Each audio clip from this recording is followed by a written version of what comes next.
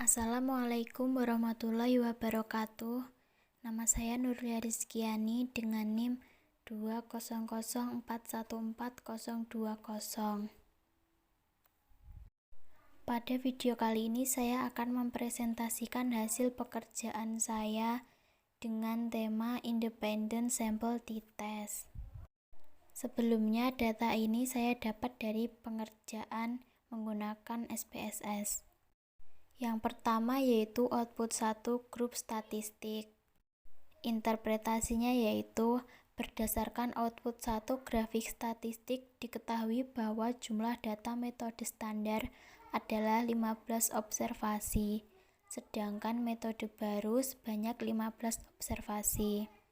Nilai rata-rata mean kelompok metode standar adalah 42,13 menit.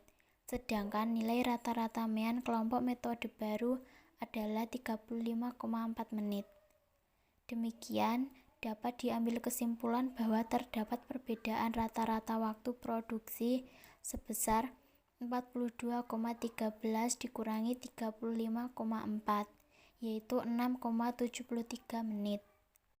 Yang kedua yaitu output 2, Independent Sample Test. Interpretasinya yaitu berdasarkan output 2 diketahui nilai signifikan levenes test for equality of variance sebesar 0,777 lebih besar dari 0,05. Maka dapat diartikan variance data antara kelompok adalah homogen atau sama. Sehingga penafsiran tabel output independent sample test berpedoman pada nilai yang terdapat dalam tabel equal variance assume. Yang ketiga yaitu output 2 independent sample test. Berdasarkan tabel output independent sample test bagian equal variance assume diketahui nilai signifikan mean 2 tailed sebesar 0,035 lebih kecil dari 0,05. Maka sebagaimana dasar pengambilan keputusan dalam uji independent sample t-test, dapat disimpulkan bahwa H0 ditolak dan HA tidak ditolak. Demikian dapat disimpulkan bahwa ada perbedaan signifikan yang berarti antara rata-rata waktu produksi metode standar dan metode baru. Kemudian ada output 2 County Independent Sample Test. Berdasarkan tabel output diketahui nilai mean difference sebesar 6,73. Nilai ini menunjukkan selisih antara rata-rata waktu produksi dengan menggunakan metode standar dan rata-rata waktu produksi menggunakan metode baru. Kemudian ada Bayret Sample T-Test. Yang pertama yaitu output 1. Interpretasinya yaitu untuk nilai pretest diperoleh rata-rata produktivitas karyawan sebesar 4,46 pakaian per pekan. Sedangkan untuk nilai post-test diperoleh nilai rata-rata produktivitas sebesar 6,33 pakaian per pekan. Jumlah responden karyawan yang digunakan sebagai sampel penelitian sebanyak 30 orang. Nilai standar deviation pada pretest sebesar 1,19 dan posttest sebesar 1,94. Sedangkan nilai standar error mean pada pretest sebesar 0,21 dan posttest sebesar 0,35.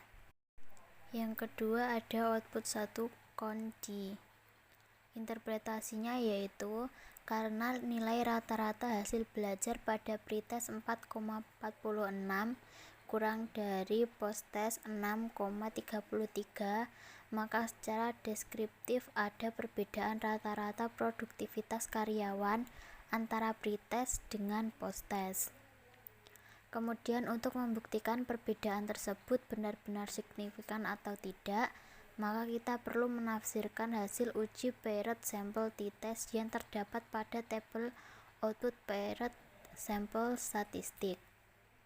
Kemudian ada output 2 Interpretasinya yaitu berdasarkan output di atas diketahui bahwa nilai koefisien korelasi sebesar 0,094 dengan nilai signifikansi sebesar 0,62. Karena nilai signifikansi 0,62 lebih besar probabilitas 0,05, maka dapat dikatakan bahwa tidak ada keterikatan antara variabel pretest dengan variabel posttest. Berarti pemisahan sampel berhasil. Kemudian ada output 3. Interpretasinya yaitu ini adalah output terpenting karena pada bagian ini kita akan menemukan jawaban dari penelitian dari contoh kasus di atas, yaitu mengenai ada atau tidak adanya pengaruh signifikan pemberian kenaikan gaji dengan produktivitas karyawan. Kemudian yang terakhir ada output 3. Berdasarkan tabel output paired sample test, diketahui bahwa nilai signifikan 2 mean tailed sebesar 0,000